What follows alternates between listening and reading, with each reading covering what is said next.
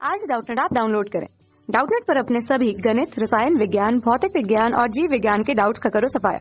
बस प्रश्न की फोटो खींचो, एक ही प्रश्न को क्रॉप करो और तुरंत वीडियो सोल्यूशन पाओ। अभी डाउनलोड करें। एक युक्ति का नाम बताइए जो विद्युत चुंबकीय प्रेरण की घटना पर कार्य करती है। तो दोस्तों, विद्युत चुंबकीय प्रेरण की अगर नाम देखें तो यहाँ पर विद्युत तथा चुंबकीय दोनों शब्दों का प्रयोग किया गया है।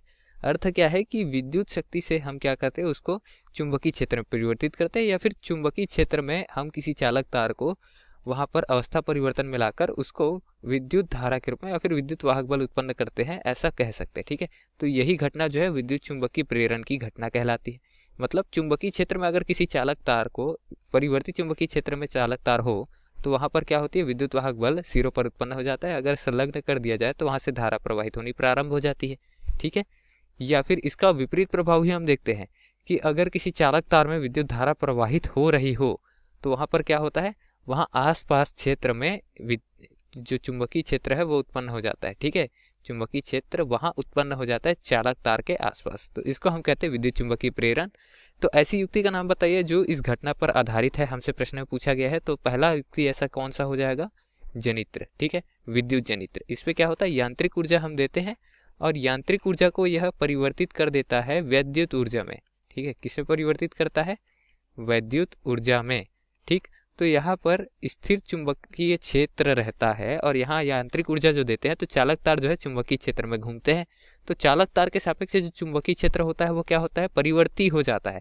और उस परिवर्ती चुंबकीय क्षेत्र से क्या होता है, वैद्युत ऊर्जा उस कुंडली के सिरों पर उत्पन्न होती है, वैद्युत वाहक बल विभवांतर। ठीक है, तो उससे हम वैद्युत ऊर्जा प्राप्त करते हैं। ठीक, ये हो गया जनित्र। मोटर भी इसी सिद्धांत पर कार्य करता है। ठीक है, जनित्र को ही मोटर भी कह सकते हैं हम। अगर जनित्र में हम यांत्रिक ऊर्जा देकर विद्युत ऊर्जा ले रहे हैं तो जनित्र है, वैद्युत ऊर्जा देकर यांत्रिक ऊर्जा ले रहे तो जनित्र ना होकर मोटर हो जाएंगे। और अगर तीसरी बात करें, ठीक है, तो ये दूसरा में क्या लिख देंगे, मोटर लिख देंगे। मोटर में क्या होता है, बस यही होता है कि वैद्युत ऊर्जा देते हैं, यांत्रिक ऊर्जा के रूप में हमको मिलता है।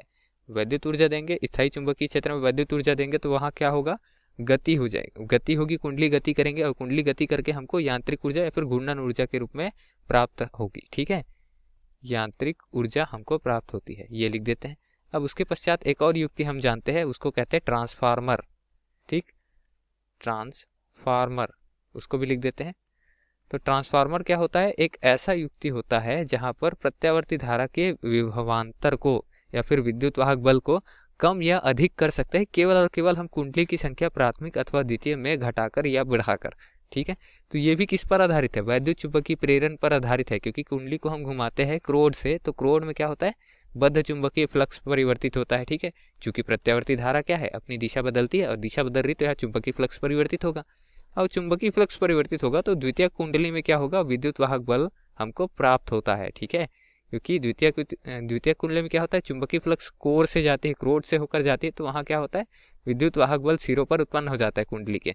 तो इस तरीके से हम वहाँ विभवांतर का मान घटा या बढ़ा सकते हैं, वो कुंडली की संख्या पर निर्भर करता है। क्योंकि फ्लक्स में परिवर्तन की दर समय के सापेक्ष तो नियत है, कुंडली की संख्या को बढ़ा या घटाकर मैं विद्युत वाहक बल का मान परिवर्तित कर सकता हूँ। वैसे आपके लिए यहाँ पर केवल जनित्र और मोटर समझना सही रहेगा, क्योंकि ट्रांसफार्मर आपको आगे जाकर पढ़ना है। ठीक है, धन्यवाद। कक्षा 6 से 12वीं से लेकर नीट, IIT, JEE वो एडवांस के लेवल तक 1 करोड़ से ज्यादा छात्रों का भरोसा। आज ही डाउनलोड करें डाउटनेट ऐप या व्हाट्सएप करें अपने सारे डाउट्स 8400 400 400 पर।